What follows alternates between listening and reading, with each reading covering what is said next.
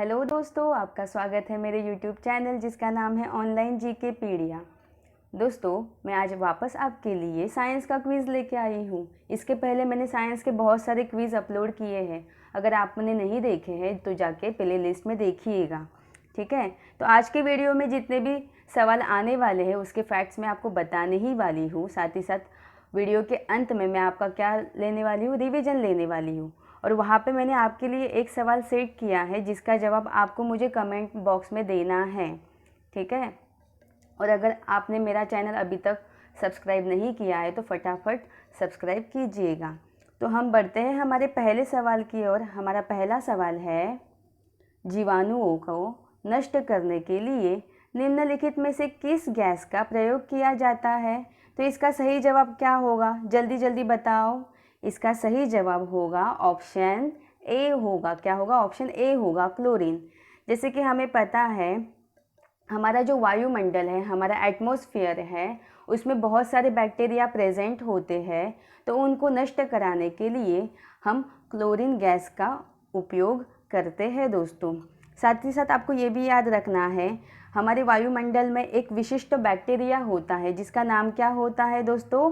क्लोरीफॉर्म, ठीक है। ये क्लोरीफॉर्म नामक जो बैक्टीरिया का एक समूह है वो हर जगह पाया जाता है दोस्तों। जैसे कि अगर आप बोलो मिट्टी बोलो या ख़राब सब्ज़ी बोलो या फिर पशुओं का जो मल है या फिर जो गंदा पानी है उसमें ये सब बैक्टीरिया का जो समूह है वो प्रेजेंट होता है, ठीक है। लेकिन ये जो बैक्टीरिया जो है दोस्तों, वो जो स्वस्थ मनुष्य है उसको कभी भी हानि नहीं पहुंचाता है।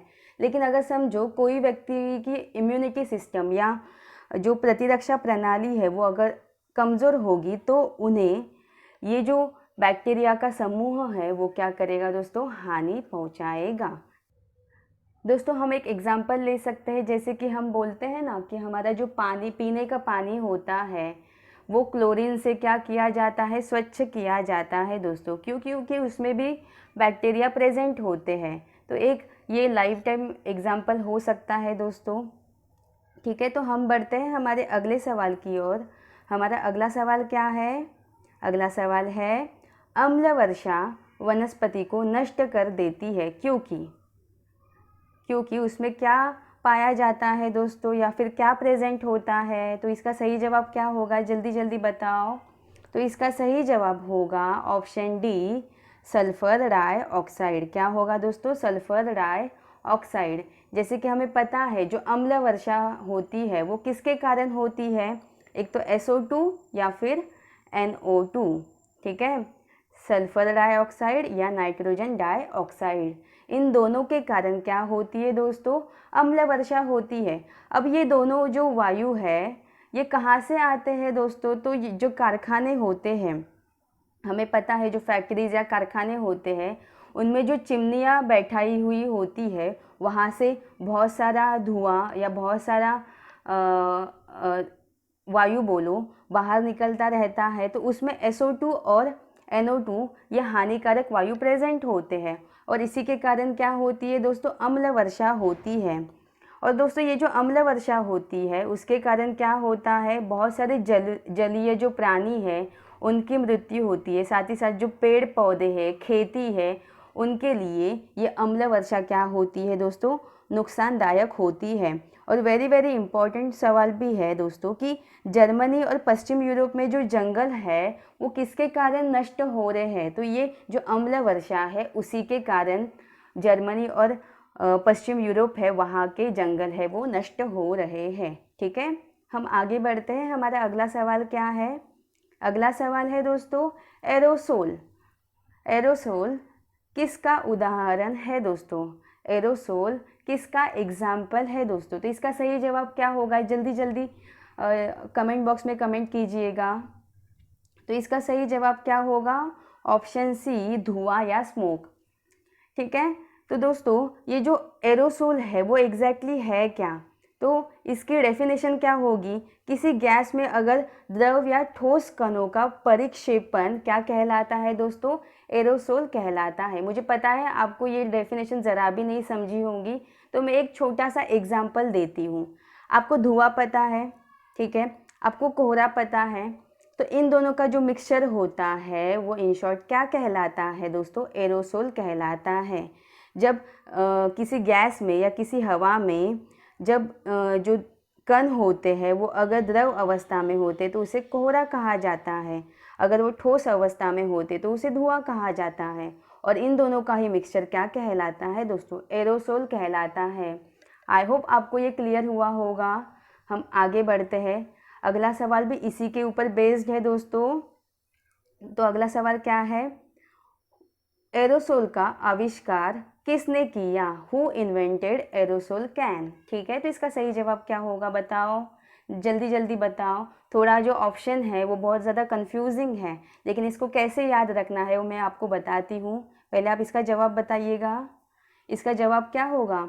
Option A, Erik Rotheim. क्या होगा? Erik Rotheim. थोड़ा देखो दोस्तों, एरिक रोथिम है, हम इसे एरिक रोकथाम कर सकते हैं। रोथिम के जगह पे मैं याद क्या करूँगी? रोकथाम।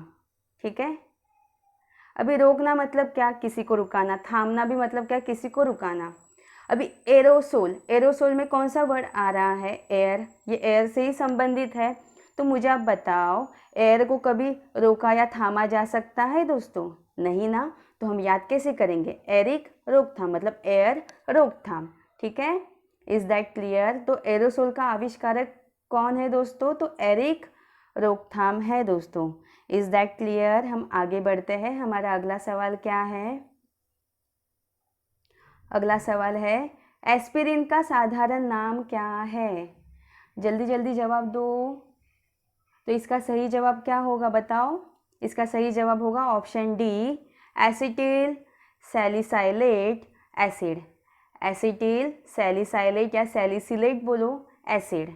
ठीक है, तो दोस्तों ये तो नाम तो बहुत ज़्यादा कंफ्यूजिंग है, इससे तो आपको कुछ पता नहीं चला होगा, लेकिन हम इस जो एस्पिरिन है उसका डेली में यूज़ करते हैं। अब कहाँ पे यूज़ करते हैं मैं आपको बताती हूँ। कि हमें पता है दर्द निवारक दवा कौन किसे कहा जाता है, तो जो हम पेन किलर बहुत बोलते हैं उसमें क्या प्रेजेंट होता है दोस्तों?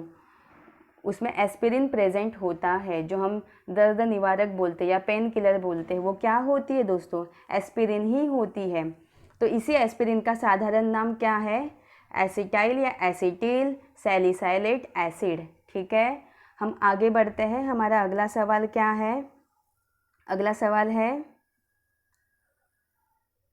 निम्नलिखित में से कौन सा पीड़कनाशी, ठीक है, निम्नलिखित में से कौन सा पीड़कनाशी या फिर पेस्टिसाइड बोलो या फिर कीटकनाशक बोलो, ओजोन का ह्रास करता है, मतलब ओजोन को नुकसान पहुंचाता है दोस्तों? तो इसका सही जवाब क्या होगा? जल्दी जल्दी बताओ। अगर यहाँ पे पीड़कनाशक ना होता और अगर नॉर्मली आपको पूछा जाता निम्नलिखित में से कौन है जो ओजोन को ह्रास पहुंचाता है, तो हम क्या बोलते? CFC बोलते। लेकिन यहाँ पे CFC है नहीं, यहाँ पे कीटकनाशक के बारे में पूछा जा रहा है। तो इसका सही जवाब क्या होगा? इसका सही जवाब होगा ऑप्शन सी, मिथाइल ब्रोमाइड। क्या होगा? मिथाइल ब्रोमाइड होगा। ठीक है दोस्तों,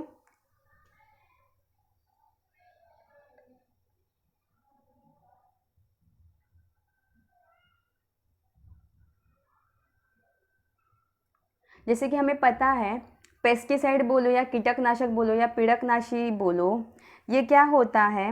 ये एक रासायनिक या जैविक पदार्थों का एक मिक्सचर होता है दोस्तों। ठीक है, जिसका उपयोग क्यों किया जाता है? जो हमारे खेत होते हैं, जो हमारी फसल होती है, उनको कीटकनाशक बोलो या कीड़े बोलो मकोड़े बोलो, उनसे बचाने के लिए हम पेस्टिसाइड करते हैं। तो इसी पेस्टिसाइड में हम मिथाइल ब्रोमाइड का भी यूज़ करते हैं दोस्तों, है ना। और इसी मिथाइल ब्रोमाइड की वजह से क्या होता है? हमारे ओजोन का ह्रास होता है दोस्तों। अगर ओजोन परत को हानि हुई दोस्तों तो क्या होगा? सूरज की जो किरणें हैं, जो सनरेज है, वो डायरेक्टली भूमि पर आएंगे, और अगर डायरेक्टली भूमि पे आएंगे तो वो हमारे बॉडी के लिए क्या हो सकती है दोस्तों? नुकसानदायक हो सकती है, जिससे हमें क्या हो सकता है? चर्म रोग हो सकते हैं, स्किन डिसीज़ हो सकते हैं, या फिर हम बोलते हैं ना मोतिया बिंदु बोलते हैं, ये भी हो सकता है।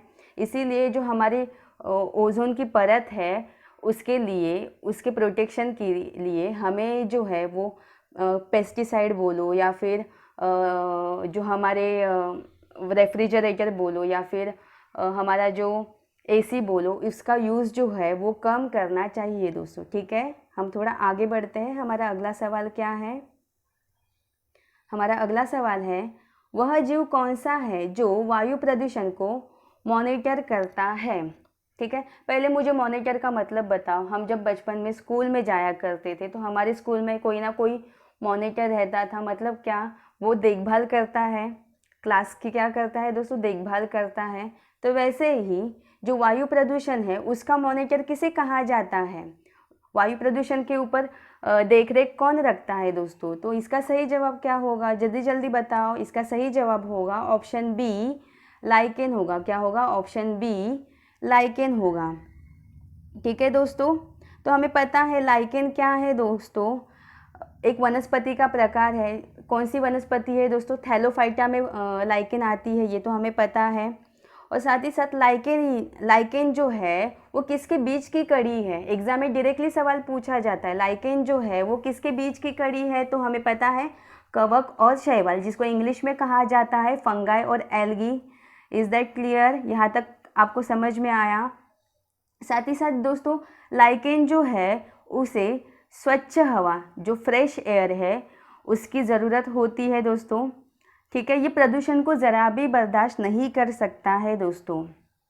ठीक है, साथ ही साथ जो लाइकेन है वो क्या करता है? कार्बन डाइऑक्साइड जो होता है और जो भारी धातु होते हैं उनका अवशोषण भी कर सकता है। इसीलिए अगर समझो पोल्यूशन बढ़ गया, वायु प्रदूषण अगर बढ़ गया, तो ये क्या करेगा? लाइकेन जो भी कार्बन डाइऑक्साइड है, जो भी भारी धातु है, उनका क्या करेगा? अवशोषण करेगा। लेकिन एक्सेस वायु प्रदूषण की वजह से ये क्या हो जाते हैं दोस्तों? लाइकेन मर जाते हैं और नष्ट हो जाते हैं, जिससे हमें पता चलता है कि हमारी भूमि पर, हमारे एटमॉस्फेयर में वायु प्रदूषण क्या हो गया दोस्तों? बढ़ गया है। ठीक है, इसीलिए इन्हें क्या कहा जाता है? वायु प्रदूषण का मॉनिटर कहा जाता है। Is that clear? हम आगे बढ़ते हैं। हमारा अगला सवाल क्या है?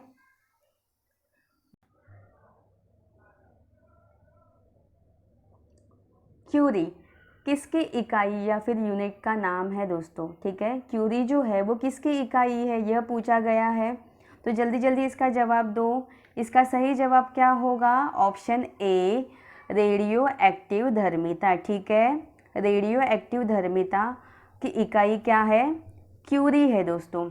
अब दोस्तों यहाँ पे आपको सवाल आ रहा होगा कि ये रेडियो एक्टिविटी या रेडियो एक्टिव धर्मिता क्या है?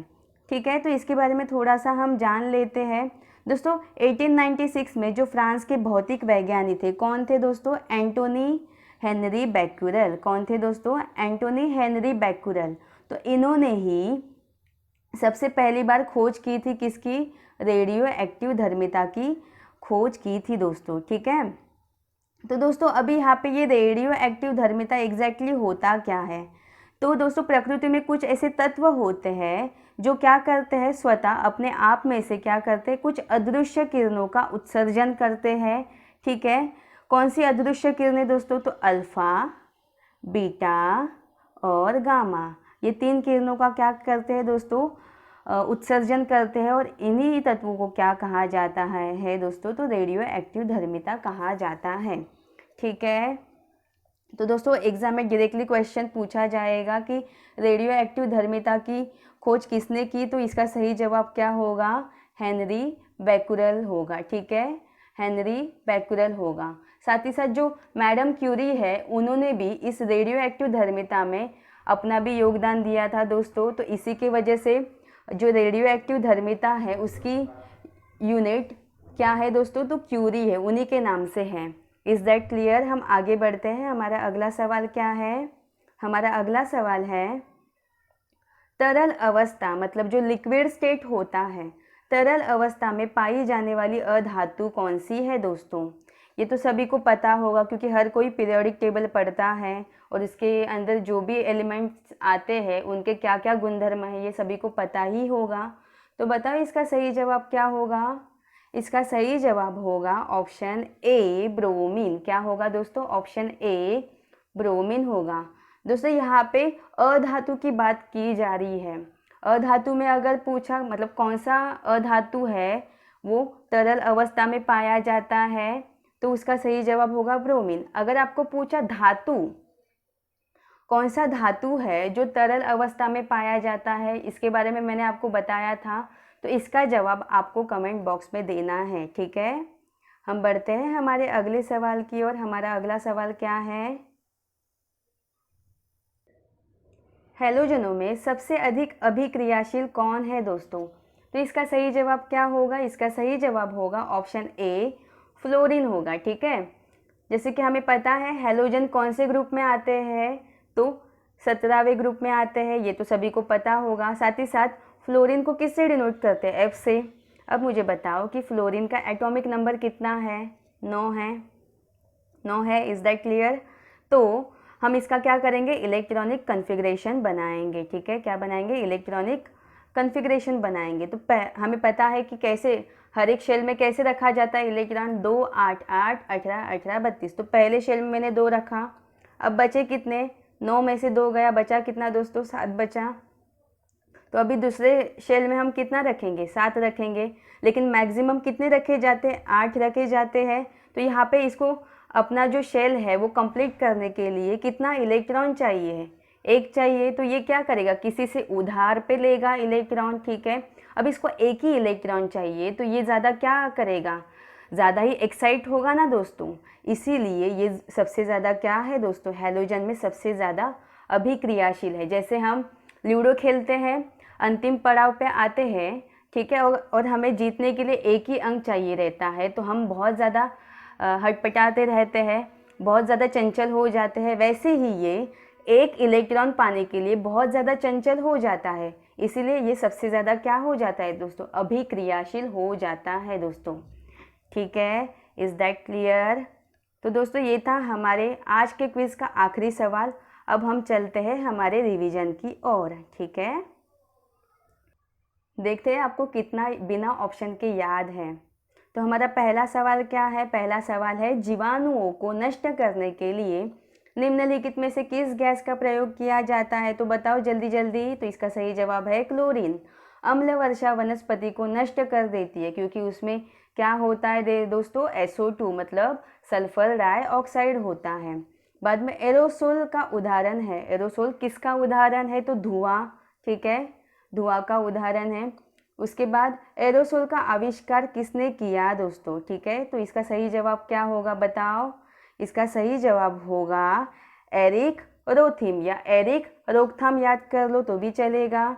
एस्पिरिन का साधारण नाम क्या है? तो इसका साधारण नाम क्या है? Acetyl salicylate acid. Acetyl salicylate acid. निम्नलिखित में से कौन सा पीड़कनाशी ओजोन का ह्रास करता है दोस्तों? तो क्या होगा इसका सही जवाब? मिथाइल ब्रोमाइड होगा।